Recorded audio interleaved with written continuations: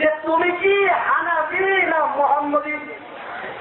বলে না, আমরা হচ্ছি মুহাম্মদী। আমরা কি? আমরা মুহাম্মদী। এই নবীর কালিমা বলি, ওই নবীর শরীয়ত মানি। আর তোমরা কালিমা পড়ো মুহাম্মদ সাল্লাল্লাহু আলাইহি ওয়াসাল্লামের, আর শরীয়ত মানো ইমাম আবু হানিফা। এরকম ডাইরেক্ট বলে আমরা শুনেন নেই। তোমরা হানাফি না মুহাম্মদী? কি বলে? আমরা হানাফি না? এই প্রশ্নটা কেমন জানেন? তারপরে আপনারা কি জিজ্ঞাসা করলো যে আজকে শনিবার না 5 তারিখ? খুব সুন্দর প্রশ্ন না? যৌক্তিক প্রশ্ন। বুঝলেন না? আমরা বলেছে আজকে কি রবিবার না রবিউল আউয়াল?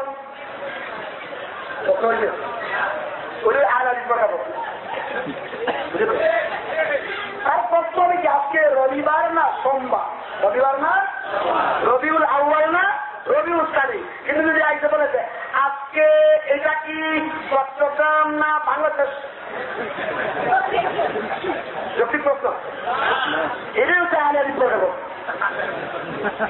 তুমি হানাফি না মুহাম্মদী এই প্রশ্ন করা যেমন আপনি চট্টগ্রামবাসী না বাংলাদেশি এই প্রশ্ন করা।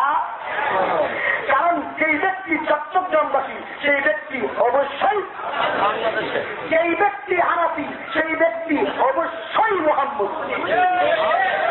কারণ মুহাম্মদী না হয়ে হানাফি হতে, কারণ 1 নম্বরে দলিল কি? এরপরে ইজমা কিয়া, শুরুতেই ইজমা কিয়া। তাহলে সেই ব্যক্তি হানাফি সে মুহাম্মদী না, সে মুহাম্মদী না। সে রাঙামাটি বাসী সেই ব্যক্তি চট্টগ্রামবাসী না, যে ব্যক্তি চট্টগ্রামবাসী সে বাংলাদেশি না, বাংলাদেশি না। আমি যদি প্রশ্ন করি তুমি রাঙামাটির বাসী না বাংলাদেশি, প্রশ্ন হইল এটা দেখে তো বুঝেন, কিন্তু ওইটা বুঝেন না।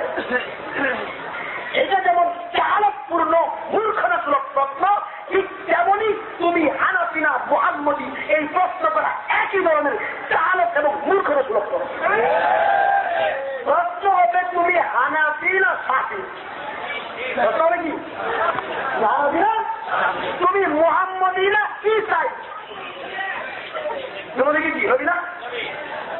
তুমি মুহাম্মদী না মুসাই?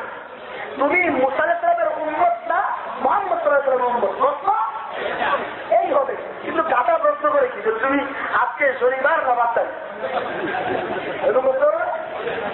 এই প্রশ্নের জবাব দিতে পারবেন তো? আগে